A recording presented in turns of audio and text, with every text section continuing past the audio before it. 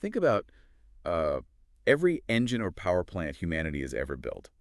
From, the dawn of civilization right up to today, the fundamental mechanism hasn't really changed at all. No, it really hasn't. You put fuel in, you set it on fire, whether that's literal fire like burning coal or the atomic fire of splitting uranium, and you get energy out. And it's essentially just a very sophisticated campfire. Exactly. I mean, it's brute force. You destroy a finite physical resource just to harvest a tiny fraction of its energy, and you are always inevitably left with ash, waste, heat, entropy. Right, the universe always takes its cut. But imagine for a second if, instead of constantly throwing more logs onto the fire, you could somehow draw infinite heat from the literal geometry of the fire pit itself. Which sounds insane, I know. It does. But welcome to this deep dive. I am so glad you're here with us today because we are going to completely dismantle everything you think you know about how the universe generates power. We've spent the whole week digging through this massive stack of theoretical physics journals, some incredibly dense leaked preprints, and one specific genuinely mind-bending theoretical paper. Yeah, the one by Encomgalan Nasanjargal. Right. It's titled Scale Invariant Manifold Dynamics. Which, sounds incredibly intimidating just saying it out loud. Oh, it really does. But listen, if you are sitting at your desk or driving right now, and you're the kind of person who just loves that aha moment when a massive concept clicks, but you absolutely hate feeling overwhelmed by a wall of physics jargon, well, you are in the exact right place. Absolutely. We're going to translate the high-level math in this paper into concepts you can actually visualize. Because what Nasanjargal is proposing is called the Infinite Fractal Descent Reactor, the IFD reactor. And this thing aims to extract limitless energy not by burning fuel, but by manipulating the literal geometry of reality. Which is just, it's wild. But to understand how radical that is, we have to look at the massive paradigm shift this paper demands, right? Yeah. Classical physics, the science that governs our campfires, treats space as a standard three-dimensional Euclidean grid. Yeah, like a passive, empty stage where things just happen. Exactly. And on that stage, making energy always creates waste. It's the second law of thermodynamics. The house always wins. Right. But the IFD framework just throws that completely out the window. It doesn't view the vacuum of space as empty or passive at all. So what is it then? Well, instead, it treats the local manifold, like the fabric of space itself, as an active computational substrate.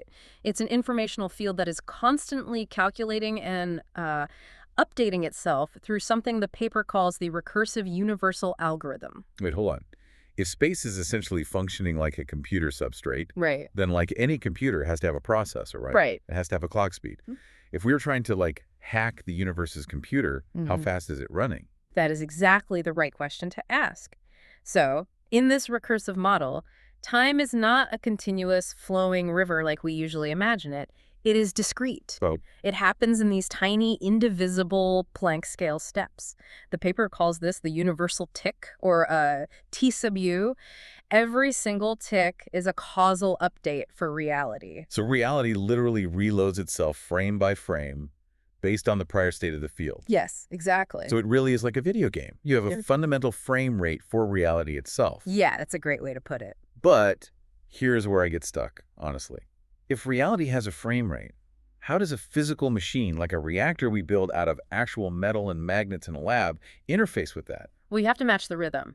The paper explains that the reactor has an internal plasma resonance frequency, and this frequency must phase lock to that universal tick. They call this achieving phase closure. Okay, it's like double Dutch jump rope. Oh, I like that. Yeah, the universe is swinging the ropes at this set, relentless rhythm. If you just jump in blindly, you get Yeah, tangled and Right, fail. you just crash. So the reactor has to stand on the sidelines, kind of bobbing its head, matching the exact rhythm of the ropes before it steps in. That is a perfect analogy. And once you step in, once you synchronize your machine to the exact Planck second that reality is updating, you can start slipping between the frames. Slipping between the frames. Yeah, the paper introduces this brilliant concept of the awareness loop. So, to harvest energy, the reactor effectively slows down its own internal processing speed relative to the outside world. Okay, I am going to push back on that because it sounds like pure magic. It's a machine built of physical parts. Mm-hmm. How does a piece of hardware slow down its processing relative to reality? I know it sounds crazy. but it does it by manipulating electromagnetic fields at a microscopic level. Okay. The reactor creates this isolated pocket of plasma and forces its state changes, like the rate at which the plasma particles interact, to take slightly longer than the external universe's ticks. Ah. Think of it like a camera with a long exposure time. By holding its internal shutter open longer relative to the rapid-fire ticks of the universe outside the machine, it traps energy that would normally just diffuse away. Oh, wow. Okay, I see it now. But crossing those boundaries between our trapped pocket of space and the universe outside, that can't be perfectly clean, can it? No, it isn't. There's a functional gradient, like an energy bleed, across those fractal boundaries. Right. The paper actually measures this friction as the redshift factor. But honestly, even with that bleed, the energy you trap is profound. So we are perfectly synced to the universe's clock. We are standing inside the swinging jump ropes. We have our shutter open, and we are catching this ambient energy. Exactly. But how do we measure where we are in the code? Because the paper calls this a fractal descent. How deep into the quantum geometry are we actually going? Oh, this is where the math gets incredibly elegant. I knew you'd say that. I mean, in standard flat Euclidean geometry, we measure everything using Euler's formula, right? It governs circles, spheres, flat planes. But the IFD framework models the vacuum entirely differently. It models it as a continuous, scale-invariant, recursive spiral. Okay. And the axis of that growth isn't a standard integer. It's the golden ratio, phi. Hold on. Pi is for circles. Phi is the golden ratio, which dictates, like, the spiral of a nautilus shell or the arms of a galaxy. Right. Why on earth are those two completely different geometric concepts colliding in the vacuum of space? Yeah. Is space round, or is it a spiral? It is both, and that is the absolute genius of Nazenjargel's math here. Space has spherical symmetry locally, but it has a recursive spiral depth fundamentally. Wow. Yeah.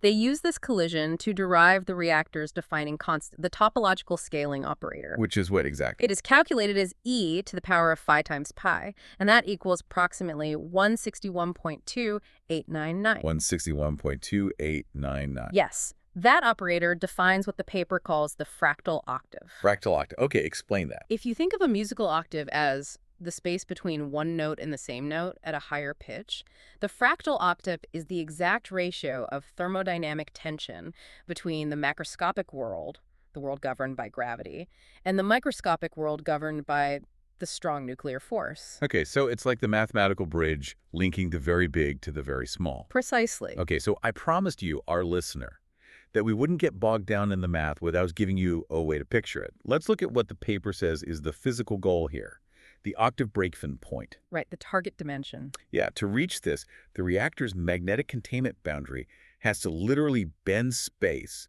to hit a target Hausdorff dimension of approximately 2.1967.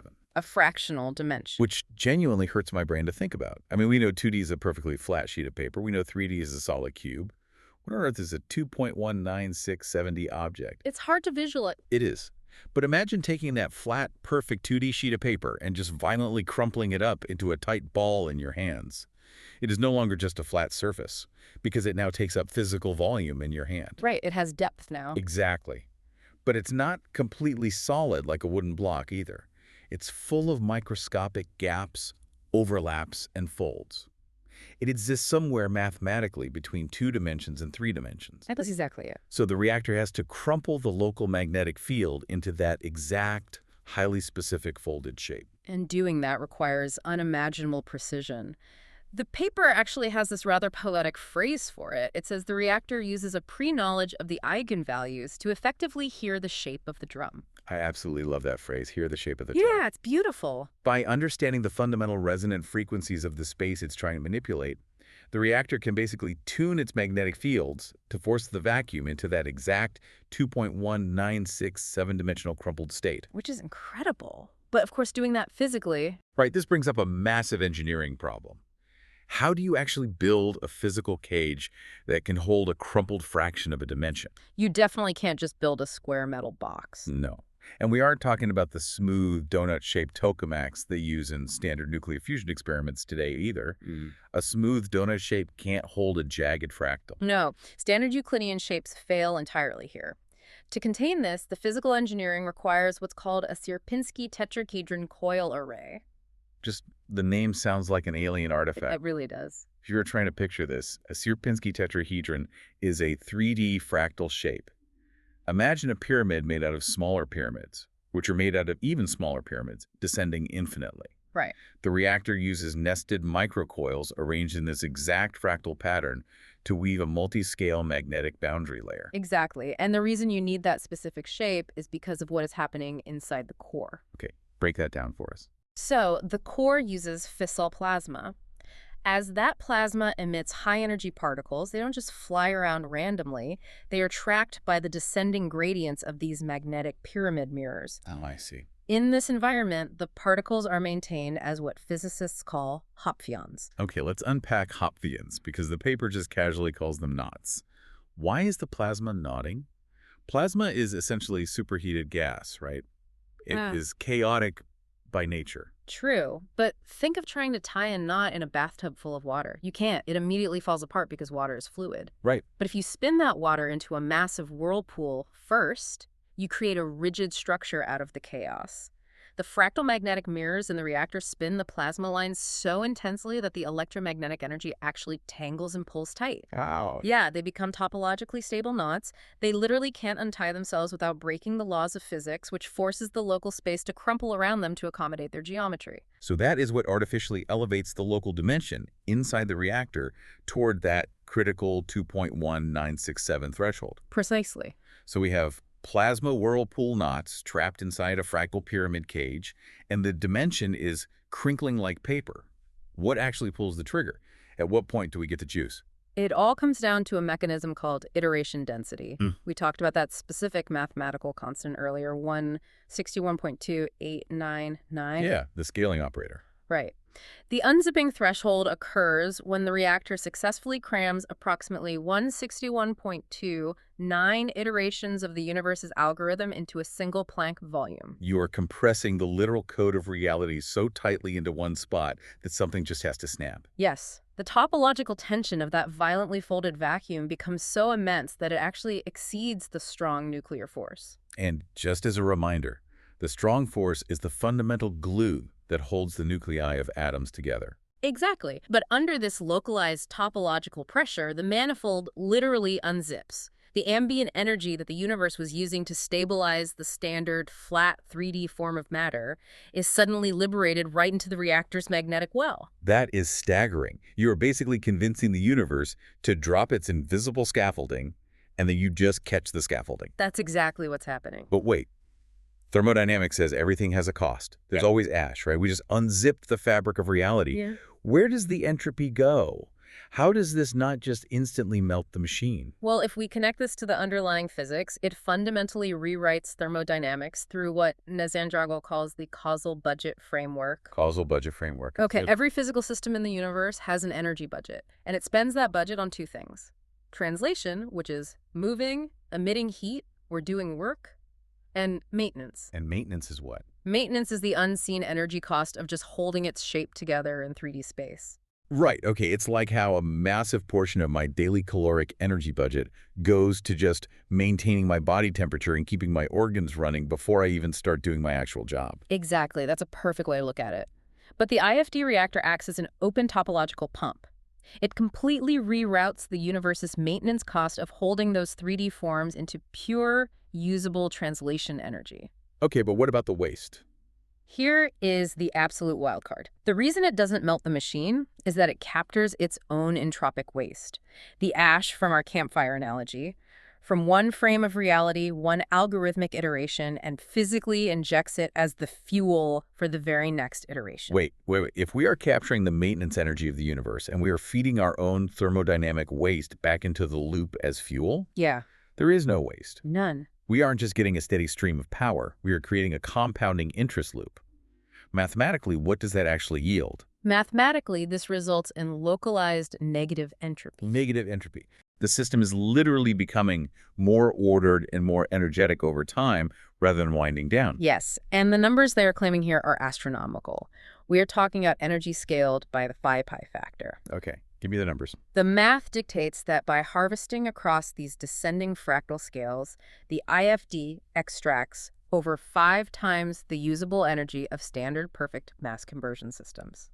We're looking at an effective energy density of 10 to the 17th power joules per kilogram. 10 to the 17th. Yeah. That is a level of power generation that doesn't just change the grid, it completely redefines civilization. Absolutely. And the Sanjargal notes that researchers didn't just, guess this number on a whiteboard. They validated it using non-standard finite difference, or NSFD strategies. NSFD strategies, why? Because you cannot run a standard computer simulation on a non-integer dimension. The math simply breaks. Oh, of course. Because if you ask standard physics software to simulate a 2.1967-dimensional space, the software just crashes. It literally doesn't know how to render it.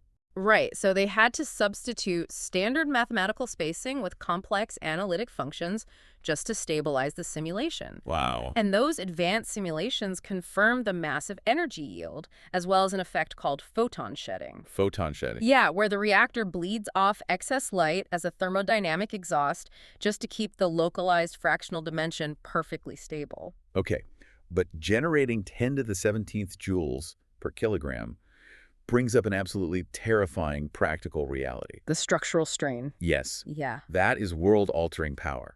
You cannot just put a machine generating that much sheer topological shearing force in a standard warehouse on Earth. If you are unzipping the fabric of space, you need a way to direct that force, and you desperately need a way to survive it. You do, because if the manifold tears completely, the consequences aren't just an explosion, it's a catastrophic local collapse of physics. Which is terrifying.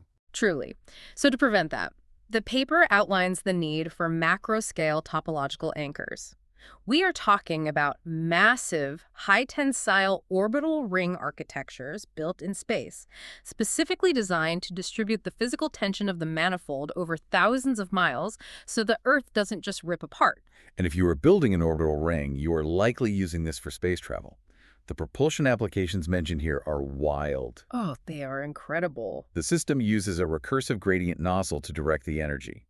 The exhaust velocity is listed mathematically as the speed of light, c, multiplied by the golden ratio, phi. Which implies superluminal speeds. Mm-hmm. Faster than light? Yes. But it's vital to understand it's not standard faster than light travel. Right, I love how the paper frames this because it completely sidesteps Einstein's speed limit. Yeah. It's not standard Euclidean travel where you are just pushing a metal rocket really, really fast through empty space. No, not at all. It is topological stepping. Think of it like a surfer. A standard rocket is swimming through the water, fighting the drag using brute force.